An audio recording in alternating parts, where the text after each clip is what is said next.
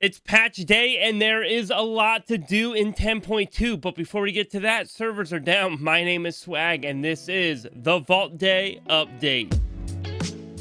BlizzCon was a whirlwind of news this week. I'm sure you've heard about most of it, so I'm just going to summarize the big details so we can get into the Emerald Dream. They announced 3 new expansions, the first being the War Within, then Midnight, and finally the last Titan. The reason for this is they wanted to prove that they are working on a storyline bigger than just what one expansion can handle. Blizzard is cooking something big and they want us to know it. Warbands is a new initiative from Blizzard to make alts more accessible. Banks, Reputation, Transmog, and more will now be shared across all of your characters. Dynamic Flying, the new term for dragon riding, will be accessible on most mounts actually. Hero towns are being added as more class fantasy, but also what you're going to get from level 70 to 80 as you level up. And the final bit of news from BlizzCon for today is that the Great Vault will have a world questing slot in it as well.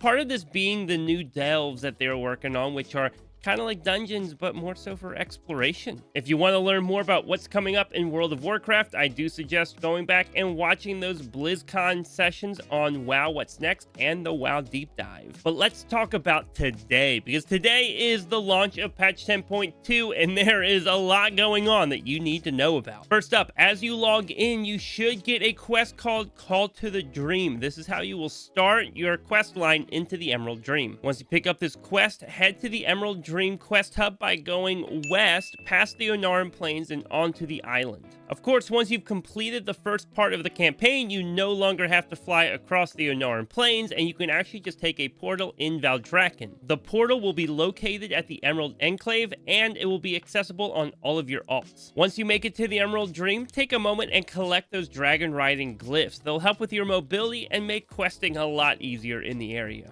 Along with quests, there will also be multiple events going on in the Emerald Dream, the biggest being the Superbloom. This event occurs every hour on the hour, and you want to make sure you pick up the weekly quest before you do it for the first time. Every week you can pick up this quest and complete it by doing the Superbloom, and it will reward you a 441 piece of gear that can be upgraded to 463. The Emerald Dream also has 23 rare mobs to hunt, and these rare mobs have a chance at dropping spec-specific loot for your character, so again, this is another way to be gearing up. While you're questing and doing other things, you're going to begin getting rep for a group called the Dream Wardens. Some of that rep will come in the form of items or tokens in your bag that you can convert over to rep, and I encourage you not to use those yet.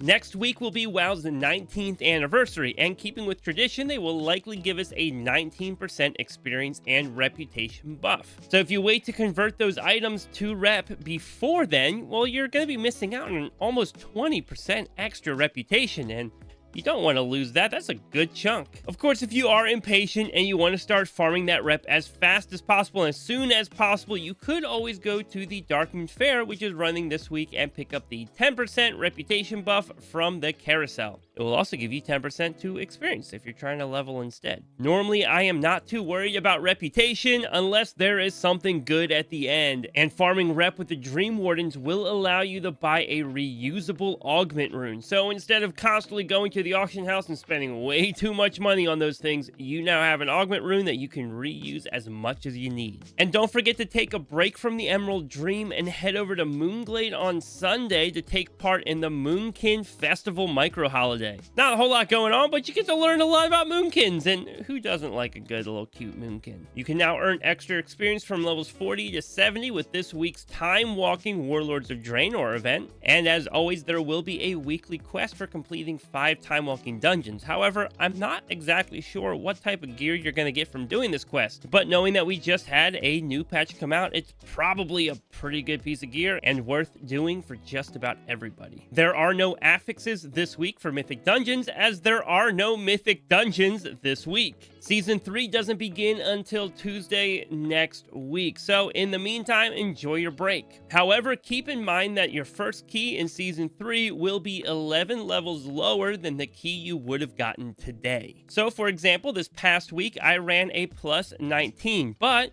we did not time it, which means today I would have gotten a plus 18. However, because of the new season, it will be 11 levels lower next week, which makes it a plus 7. So a little confusing. But also, this is one of the biggest key differences I've seen going from a season to another season, and kind of makes me a little worried that dungeons are going to be quite difficult at the start of this season. However, that's everything going on this week in the world of Warcraft, and hopefully servers are back up and you can get right into the Emerald Dream, because we have been waiting nearly 20 years to finally see what it's like.